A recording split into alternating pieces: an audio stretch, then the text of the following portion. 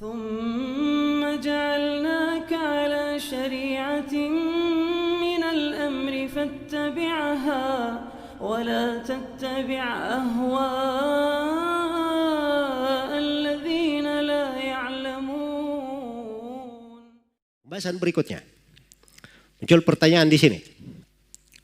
Ya, setelah kita ketahui tentang apa yang disepakati antara orang yang membolehkan dan tidak membolehkan. Ya, muncul pertanyaan di mana sebenarnya letak permasalahan antara yang membolehkan dan tidak memperbolehkan. Yang membolehkan maulid dan yang melarangnya, sebenarnya letak yang mereka bahas itu di mana? Letak yang mereka permasalahkan itu apa? Ya, ini yang perlu dijelaskan dengan baik. Dan sebenarnya dari apa yang telah kita terangkan, ya, itu sudah kelihatan ya. Sebab semua orang yang membolehkannya, semua orang yang membolehkan maulid, itu dia syaratkan di dalam maulid itu tidak boleh ada apa? Ada kemungkaran. Ya. Jadi bagi mereka maulid itu isinya adalah bersalawat kepada Nabi SAW, ya, menyebut dari sirah Nabi SAW, kadang dibacakan dari qasidah, pujian-pujian, memuji Nabi SAW. Ya, kemudian di dalam maulid itu ada memberi makan, ya, memberi makan. Ya. Adapun kalau ada kemungkaran, maka ulama-ulama yang membolehkan maulid itu mencelanya, tidak memperbolehkannya. Iya, tidak memperbolehkannya. Termasuk Imam As-Suyuti rahimahullahu ta'ala. Iya, termasuk Imam As-Suyuti rahimahullahu ta'ala. Dan Ibnul Hajj sendiri sudah menerangkan tentang kemungkaran-kemungkaran itu kayak bagaimana. Ya, di dalam perayaan maulid tersebut. Jadi kalau ada kemungkarannya itu mereka ingkari. Sampai kita di Indonesia juga, itu adalah hal yang dimaklumi ya. Sampai Syekh Muhammad Hashim Al-Asy'ari rahimahullahu ta'ala, pendiri NU, itu beliau punya buku judulnya At-Tambihat Al-Wajibat Liman Yasna'ul Maulid Bil Munkarat. Artinya peringatan-peringatan yang wajib terhadap siapa yang merayakan maulid dengan kemungkaran. Iya.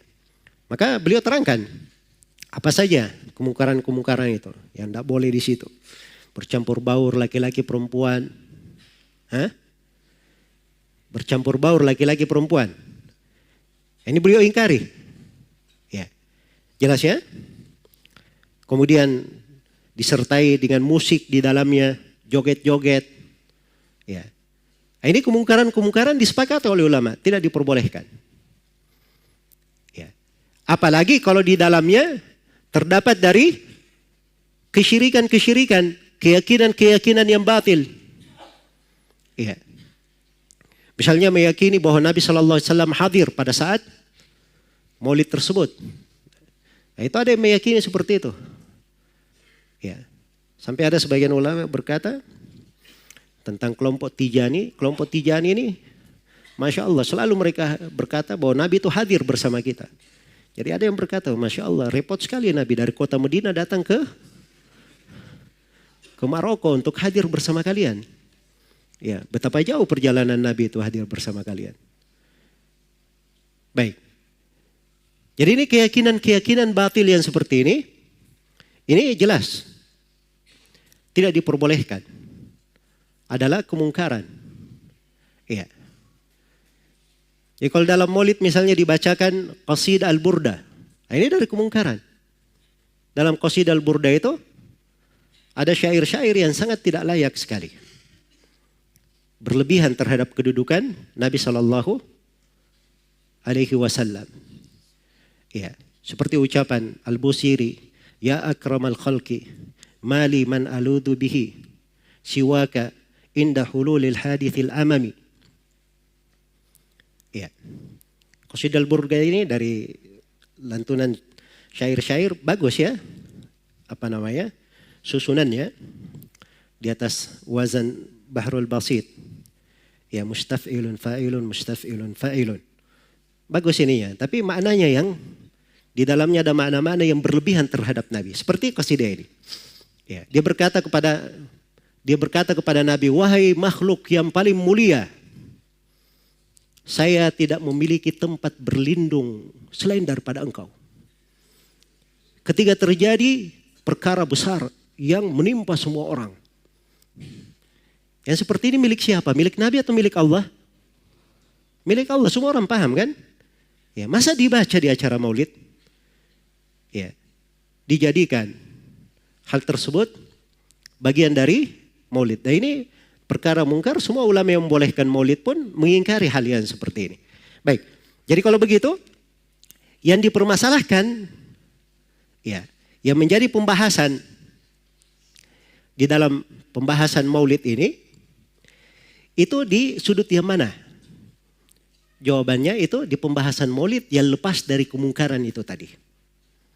Lepas dari kemungkaran itu tadi. Maulid yang tidak ada kemungkaran yang seperti itu, yang hanya ada di dalamnya berselawat kepada Nabi, mengingat dari sirah Nabi, kemudian membaca dari qasidah-qasidah yang bagus, kemudian memberi makan kepada orang-orang miskin. Ya, ini dari hal-hal yang bagus ini berkumpul sebagai maulid, ini yang menjadi letak pembahasan. Itulah terbagi dua, ada yang membolehkan dan ada yang tidak membolehkannya. Ada yang membolehkan dan ada yang tidak membolehkannya. Baik, jadi kita sudah mulai masuk kepada inti pembahasan di dalam masalah ini. Ya, jadi kalau saya ingin bahas di sini tentang dalil-dalil, ya, siapa yang membolehkannya, dalil-dalil yang mereka sebutkan itu banyak yang mereka sebutkan. Dan tentang orang yang melarangnya, saya sudah singgung tadi beberapa dari dalilnya. Dan saya tidak mau terangkan secara khusus dalil mereka yang tidak membolehkan 1, 2, 3, 4 dan seterusnya. Karena ini pembahasan kita ringkas. Iya. Tidak diragukan bahwa maulid itu adalah perkara yang tidak ada di masa Nabi SAW, para sahabat, para tabi'in dan tabi'ut tabi'in. Dan dia adalah perkara baru di dalam agama. Perkara baru di dalam agama. Dia adalah hal yang ditolak menurut pendapat yang paling dekat, yang paling kuat. Itulah pendapat para ulama yang apa? Yang melarang.